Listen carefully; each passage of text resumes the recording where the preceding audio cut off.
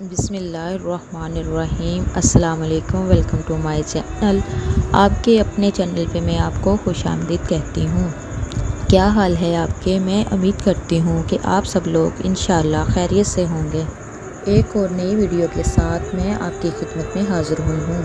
آج میں آپ کو بتاؤں گی آپ جلدی بوڑھے نہیں ہوں گے ایک پھل کھانے سے۔ یہ پھل بڑھاپے کو روکتا ہے۔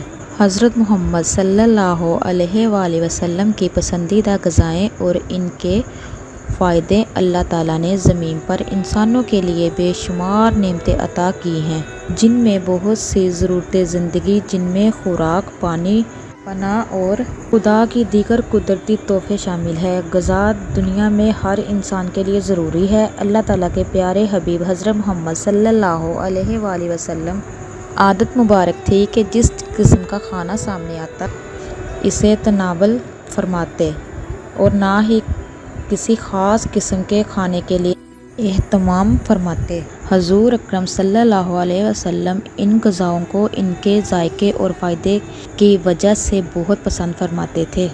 کھجور اہل عرب میں عموماً خوراک کے طور پر استعمال کرتے تھے۔ حضرت محمد صلی اللہ علیہ وسلم نے کھجور کی بڑی تعریف فرمائی ہے، خصوصاً عجوا کھجور کی۔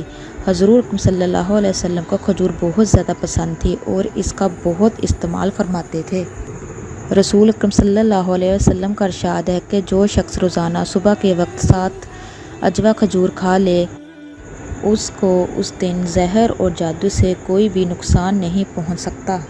اللہ تعالیٰ نے اتنی شفا اس کھجور میں رکھی ہوئی ہے، اور سب سے بڑھ کے یہ کہ ہمارے نبی کریم صلی اللہ علیہ وسلم کا پسندیدہ پھل ہے۔ ایک اور جگہ ارشاد باری تعالیٰ ہے کہ عجوا کھجور جنت کا پھل ہے، اس میں زہر سے شفا دینے کی تاثیر بھی ہے۔ کھجور ایک مقوی غذا ہے، سب پھلوں میں سے زیادہ توانائی بخش ہے۔ جسم انسانی کو جس قدر حیاتیات کی ضرورت ہوتی ہے، اس قدر کھجور میں ہے۔ کھجور جسم کو فربہ کرتی ہے۔ عجوا کھجور کھانے سے خون کی کمی پوری ہوتی ہے۔ سینے اور پھیپھڑوں کو قوت بخشنے کے لیے اس سے بہتر کوئی چیز نہیں ہے۔ عجوا کھجور کے بہت ہی بے شمار فائدے ہیں، سب سے بڑھ کے یہ کہ ہمارے نبی کریم صلی اللہ علیہ وسلم اس کو پسند کرتے تھے۔ حضرت محمد صلی اللہ علیہ وآلہ وسلم روغن زیتون کو بھی بہت ہی پسند کرتے تھے۔ نبی کریم صلی اللہ علیہ وسلم روٹی کو روغن زیتون سے چوپڑ کر کھاتے تھے۔ جو انسان عجوا کھجور کا استعمال کرے گا اور ساتھ روغن زیتون روٹی پہ لگا کے کھائے گا تو وہ انشاءاللہ جلدی بوڑھا نہیں ہوگا، اس میں طاقت ہی طاقت رہے گی۔ قرآن مجید میں زیتون کا ذکر آیا ہے۔ رسول اکرم صلی اللہ علیہ وسلم نے فرمایا، زیتون کا تیل کھاؤ اور مالش میں بھی استعمال کرو، اس لیے کہ وہ مبارک درخت سے پیدا ہوتا ہے۔ زیتون کا تیل دنیا کا واحد تیل ہے جو چربی میں تبدیل نہیں ہوتا۔ یہ امراض قلب اور موٹاپے سے بچانے کے لیے بہت ہی مفید ہے۔ روغن زیتون کا تیل استعمال کرنے والے لوگ دل کے امراض میں مبتلا نہیں ہوتے۔ زیتون جوڑوں اور پٹھوں کے درد کے لیے بہت ہی مفید ہے۔ زیتون کے تیل میں اللہ تعالیٰ نے بہت ہی شفا رکھی ہوئی ہے۔ آپ صلی اللہ علیہ وسلم اس کو بہت ہی پسند کرتے تھے۔ زیتون کا تیل استعمال کرنے سے سانس کی بیماری ساری ختم ہو جاتی ہے۔ زیتون سے کولیسٹرول کے مسائل بھی ختم ہو جاتے ہیں، یہاں تک کہ جن کا بلڈ پریشر رہتا ہے ان کا بلڈ پریشر بھی نارمل ہو جاتا ہے۔ گردوں کے امراض کے لیے بھی بہت ہی اعلیٰ ہے، اور فالج کے امراض کے لیے بھی زیتون کا تیل بہت ہی مفید ہے۔ اللہ تعالیٰ نے اس میں بہت ہی صلاحیت رکھی ہوئی ہے اور شفا بھی رکھی ہوئی ہے۔ دودھ رسول اکرم صلی اللہ علیہ وآلہ وسلم کی پسندیدہ غذا رہی ہے۔ نبی کریم صلی اللہ علیہ وآلہ وسلم کو دودھ بہت ہی پسند تھا۔ آپ صلی اللہ علیہ وآلہ وسلم اکثر گائے اور بکری کا دودھ استعمال کرتے تھے، تو دودھ کا بھی استعمال جو ہے وہ بھی جلدی بڑھاپا نہیں آنے دیتا۔ دودھ تو ویسے ہی بہت بیسٹ ہے۔ آپ صلی اللہ علیہ وآلہ وسلم کا ارشاد ہے، کوئی چیز ایسی نہیں جو عام اور مشروب دونوں کا کام نہ دیتی ہو سوائے دودھ کے۔ حضرت صہیب رضی اللہ عنہ سے روایت ہے کہ آپ صلی اللہ علیہ وآلہ وسلم نے ارشاد فرمایا، تم لوگ گائے کے دودھ کو اپنے لیے لازم قرار دو، کیونکہ یہ شفا بخش ہے اور اس کا گھی دوا ہے۔ یہ انسان کے لیے ایک مکمل غذا ہے۔ اور اس سے بہتر غذا شاید ہی نہ ہو۔ دودھ میں جسم کی ضرورت کے مطابق تمام اجزاء پائے جاتے ہیں جن سے جسم صحت مند رہتا ہے اور اس کی نشو و نما صحیح طریقے سے ہوتی ہے۔ جن علاقوں کے لوگ دودھ استعمال کرتے ہیں ان کی عمریں بھی لمبی ہوتی ہیں اور جلدی بڑھاپا بھی نہیں آتا، اس لیے دودھ کا بھی استعمال زیادہ کیا کریں۔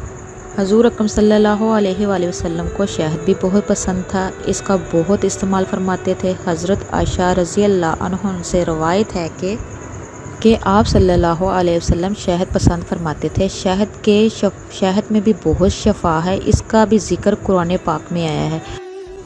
شہد کے بارے میں یہ بات طے شدہ ہے کہ یہ بہت سے امراض میں مفید ہے اور اس کا استعمال جسم کو امراض قلب سے بھی بچاتا ہے۔ شہد کی ایک خوبی اس کے رس کا جلد اثر کرنا، قدرتی اینٹی بائیوٹک ہونا ہے۔ یہ حلق سے نیچے اترتے ہی خون میں شامل ہو جاتا ہے۔ حضور اکرم صلی اللہ علیہ وسلم کو سبزیوں میں کدو بہت پسند تھا۔ حضرت انس رضی اللہ عنہ سے روایت ہے کہ آپ صلی اللہ علیہ وسلم کو ایک دعوت میں جو کی روٹی اور کدو گوشت کا شوربہ پیش کیا گیا۔ کدو ایک ایسی سبزی ہے جو ذائقے میں لذیذ اور تاثیر میں زود ہضم، صحت بخش اور دماغی صلاحیت کو بڑھاتی ہے۔ کدو سے جگر اور دل کا مرض ختم ہو جاتا ہے۔ انگور بھی آپ صلی اللہ علیہ وسلم کا پسندیدہ پھل تھا، اس کو بھی کھانے سے بڑھاپا جلدی نہیں آتا اور ہر بیماری ختم ہو سکتی ہے۔ انگور میں carbohydrate, protein, vitamin A, vitamin C, calcium اور آئرن وافر مقدار میں پایا جاتا ہے جو انسانی صحت کے لیے بہت ہی مفید ہے۔ یہ ہر عمر کی خواتین اور مرد حضرات استعمال کر سکتے ہیں۔ اس سے جسم میں خون بنتا ہے، اس کے اندر بہت ہی توانائی ہوتی ہے، یہ معدے کو بھی فٹ رکھتا ہے۔ یہ جو میں نے آپ کو بتایا ہے یہ سارا استعمال کریں انشاءاللہ۔ ایک تو ہمارے نبی کریم صلی اللہ علیہ وسلم کا پسندیدہ ہے، دوسرا مسلسل استعمال کرنے سے آپ کو بڑھاپا نہیں آئے گا، جلدی آپ جوان رہیں گے۔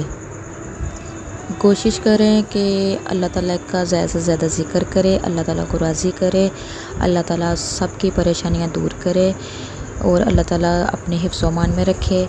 میں امید کرتی ہوں کہ آپ کو میری ویڈیو اچھی لگی ہوگی، تو پلیز کمنٹ کیجئے، شیئر کیجئے اور سبسکرائب کیجئے، اس سے ہماری حوصلہ افزائی ہوتی ہے۔ دوسری یہ کہ جو بھی میں نئی ویڈیو بناؤں گی وہ آپ تک پہنچ جائے گی، تو اسے پلیز شیئر کیجئے گا۔